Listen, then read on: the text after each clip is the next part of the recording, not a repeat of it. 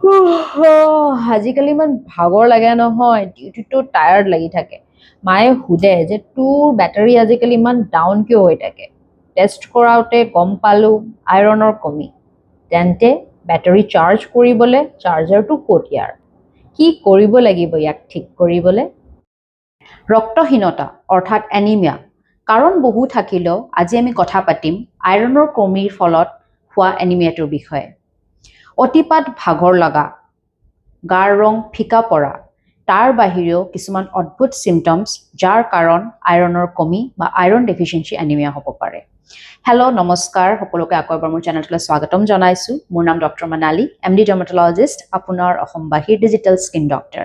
আজি আমি কথা পাতিম আইৰণৰ কমিৰ ফলত হোৱা এনিমিয়াটো হ'লে কি কি চিমটমছ হ'ব পাৰে, কি কি চিমটমছ আপোনালোকে দেখিলে আপোনালোকে সতৰ্ক হ'ব লাগে। এইটো হ'ব পাৰে আইৰণ ডেফিচিয়েঞ্চি এনিমিয়া বা ৰক্তহীনতা। নখ চামুচৰ আকাৰ লোৱা, নখৰ ওপৰত এক টোপাল পানীৰ ড্ৰপ দি চাব। যদি পানীৰ ড্ৰপটো সৰি যায় তেতিয়াহ'লে নৰ্মেল। যদি আপোনাৰ নখৰ ওপৰতে সেই পানীৰ টোপালটো উপঙি থাকে তেতিয়াহ'লে সেইটো হ'ব পাৰে স্পুন শ্বেপ নীল বা কলনাইকিয়া। নখবোৰ কমজোৰ, পটককৈ ভাঙি যায়, গ্ৰোথ নহয়, অতিপাত চুলি সৰা, ড্ৰাই ডিহাইড্ৰেটেড স্কিন, এইবোৰ গোটেই হ'ব পাৰে লো আইৰণৰ ছিগনেল। আইৰণ হৈছে হেমোগ্ল'বিনৰ এটা ইম্পৰ্টেণ্ট পাৰ্ট। হেমোগ্ল'বিন হৈছে ৰেড ব্লাড চেলছ বা RBC, তেজৰ কোষৰ এটা ইম্পৰ্টেণ্ট সদস্য। হেমোগ্ল'বিনে অক্সিজেন ধৰি ৰাখে আৰু তেজৰ কোষবিলাকত মানে RBCত অক্সিজেন ছাপ্লাই কৰে। তেজৰ চলাচলটো সঠিকভাৱে হেল্ডি ৰাখে। অৰ্থাৎ আইৰণ কমি গ'লে অক্সিজেন ছাপ্লাইটো কমি যায়, ব্লাড ছাপ্লাইটো কমি যায়, সেইকাৰণে গাটো অতিপাত ভাগৰ লাগে। অকল সেয়াই নহয়, হেমোগ্ল'বিনে আমাৰ তেজৰ যিটো ৰঙা ৰং সেইটো দিয়ে আৰু হেমোগ্ল'বিন কমি গ'লে আমাৰ বডিটো হেতা পৰা যেন দেখা পায়, পেইল হৈ যায়, যিটোক আমি পেলৰ বুলি কওঁ। চেক কৰিবলৈ আপোনালোকে হাতৰ তলুৱাটো চাব পাৰে। হাতৰ ৰেখাটো আপোনাৰ বেলেগ স্কিনৰ কালাৰতকৈ অলপমান ডাৰ্কাৰ হয় নেচাৰেলি। যেতিয়া এনিমিয়া বা পেলৰ হয় সেইটো চাবলৈ আপোনালোকে হাতৰ ৰেখাটো চাব। হাতৰ ৰেখাটো আনকি কেতিয়াবা পেইল হৈ যায়, লাইটাৰ কালাৰ হৈ যায় নৰ্মেলতকৈ, বা কেতিয়াবা ছাইডৰ স্কিনৰ কালাৰৰ লগত মিলি যাব পাৰে। সেইটো হৈছে এনিমিয়াৰ এটা চাইন। বা চাবলৈ আপোনালোকে চকু চাব পাৰে। ডক্টৰে যেতিয়া আপোনাৰ ডক্টৰৰ ওচৰত যায়, ডক্টৰে কমনলি আপোনাৰ চকুটো টানি পেলাই চায়। কি চায়?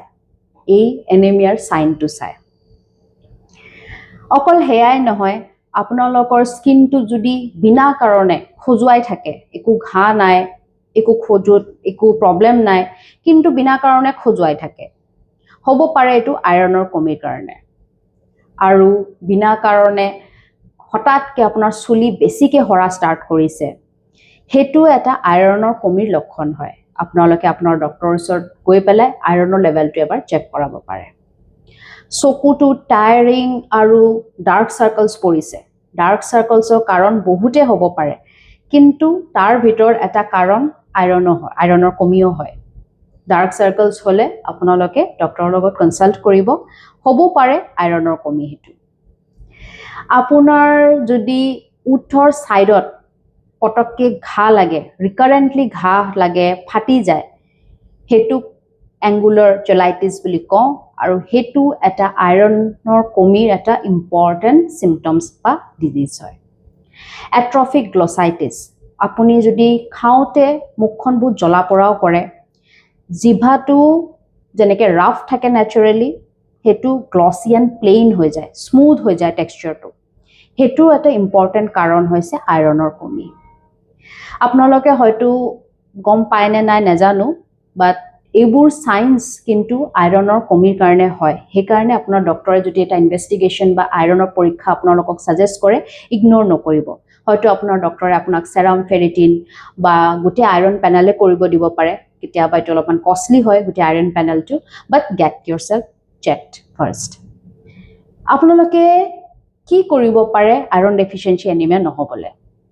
চাওক, তাৰ আগতে আপোনালোকে গম পাব লাগিব যে আইৰণৰ ডেফিচিয়েঞ্চি হয় কিয়।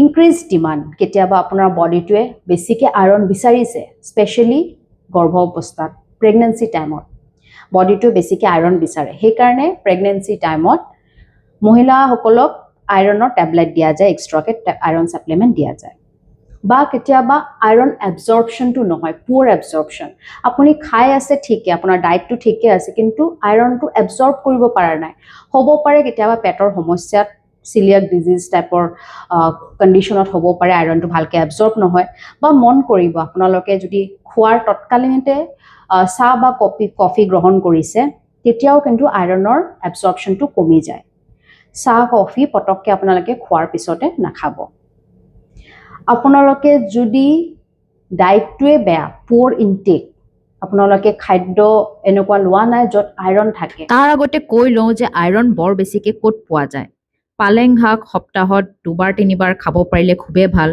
সৰিয়হ শাক বিট ডালিম জাতীয় ফল খাওক বুট দালি এইবোৰ আপোনালোকে বেছিকৈ খোৱা আৰম্ভ কৰক বা বাদাম স্নেক্স হিচাপে বাদাম খাব পাৰে আৰু মাছ মাংস বা অৰ্গেন মিট মানে লিভাৰ কলিজা এইবোৰ খালেও আইৰণৰ কমিটো আপোনালোকে পূৰাব পাৰে ইনফেক্ট আপোনালোকে আইৰণটো এবজৰ্পশ্যনটো ভাল কৰিবলৈ আইৰণৰ খাদ্যৰ লগে লগে আইৰণ থকা ৰিচ ফুডৰ ইনটেকৰ লগে লগে আপোনালোকে ভিটামিন চিও গ্ৰহণ কৰিব লাগে প্লেণ্ট বেছ ভিটামিন চি আপোনালোকে যদি লয় খাদ্যৰ লগত আইৰণ ৰিচ ফুডৰ লগত যদি ভিটামিন চিও গ্ৰহণ কৰে তেতিয়াহ'লে আইৰণৰ এবজৰ্পশ্যনত কমি নহয় এইবোৰ সৰু সৰু টিপছ আপোনালোকে কৰিলে আপোনালোকে সুস্থ থাকিব আইৰণ ডেফিচিয়েঞ্চি এনিমিয়া নহ'ব স্পেচিয়েলি ফিমেলছৰ কাৰণে মই কৈছোঁ যে আপোনালোকে অলপমান নিজৰ হেল্থটো গুৰুত্ব দিব কাৰণ আইৰণ ডেফিচিয়েঞ্চি এনিমিয়া ফিমেলছ বা মহিলাৰ মাজত বহুত বেছি কমন আই হোপ ভিডিঅ'টো শ্বৰ্ট আৰু প্ৰেচাইজ ৰাখিছোঁ যদি আপোনালোকক মই ইম্পৰ্টেণ্ট মেছেজ বা ইম্পৰ্টেণ্ট টিপছ কিছুমান পাছ কৰিব পাৰিছোঁ যদি আপোনালোকে ভাবিছে পাৰিছোঁ তেতিয়াহ'লে প্লিজ লাইক কৰিব শ্বেয়াৰ কৰিব আৰু ছাবস্ক্ৰাইব কৰিব মোৰ চেনেলটো আৰু health related videos sabole mostly related to skin and hair. Then see you soon in my next video. Till then, stay safe, take care, bye bye.